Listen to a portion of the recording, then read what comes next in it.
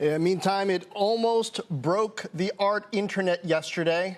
That's our next guest there, as he sold his 5,000 Days piece as an NFT for $69 million.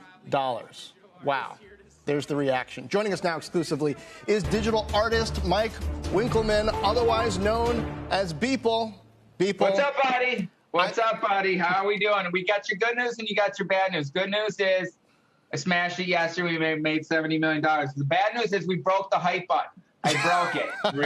It's gone. It's dead. You did. No. You definitely broke the hype button, but you can afford to make some new buttons. That's true. A lot of new buttons. People, since we last talked, I've tried to do my homework, look into this, and kind of understand the road that you've gone down to get here. Sure. Even the idea that it's not just about digital art, though your digital art, you've been prolific, and it's provocative, it's deep, it's interesting, but you also had a vision to tie this in with physical experiences. So where does this go from here?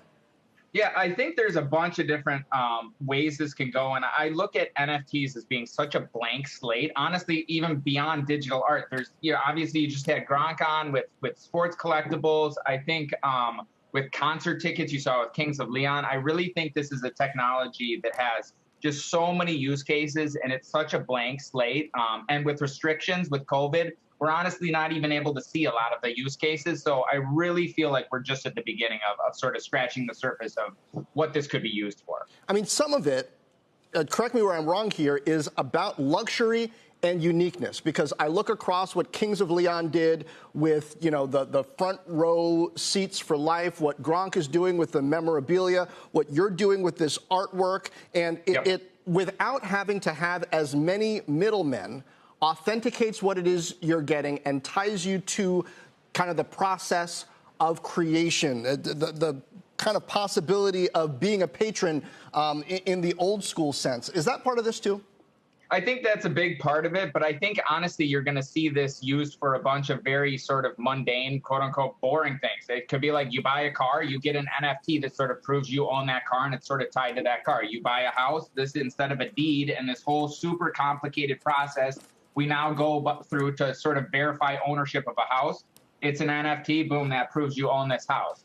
A diploma. I think there's so many different things. Anytime you want to prove ownership of this, I think there's a use case here. So and that's just the proving ownership. Now, as a financial instrument, I think it's a whole other ballgame, and I think it could be a very sort of, alternate asset class that speaks to a younger generation that maybe doesn't want to own stocks and maybe isn't sort of, corporations, giving more money to corporations doesn't really appeal to them. Right, an alternative investment class, perhaps for the millennials, as we certainly saw. They were the popular bidders for your piece yesterday. Yep. Beeple, I love what you tweeted yesterday after the auction closed. It was a pixelated image of the Mona Lisa with the caption, you see it right here, the next chapter. Next steps for the art world. Do you think that your art will ever be accepted by art institutions like the Met or the MoMA? Have any of them or others contacted you in recent days or weeks? They have not, but I'm absolutely positive that digital art will be accepted as any other art form. I think if you look at this, it's art that's been created over the last 20 years, and it has just as much. This is a piece that I started on 13 years ago. It's literally taken me 13 years to make this piece. So I think if you look at this compared to any other type of medium, be it sculpture, painting, whatever, it has all the same elements. It has craft, it has message, it has intent, it has nuance. And so I'm absolutely confident that digital art will be viewed as just another medium and will be accepted in the rest of the art world. So on that, Beeple, what do you say to people who are understandably hyper skeptical about the whole thing because they don't yet understand it? And when we watch this interview in a year, in 5 years, what needs to happen to make sure that this whole thing wasn't a disaster?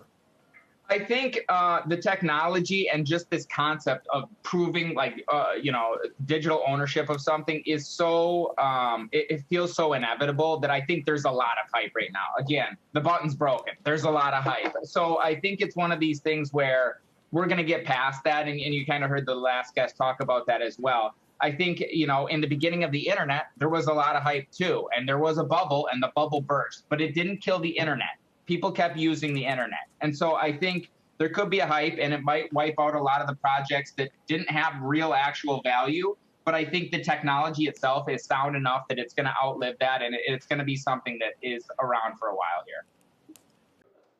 Shepard Smith here. Thanks for watching CNBC on YouTube.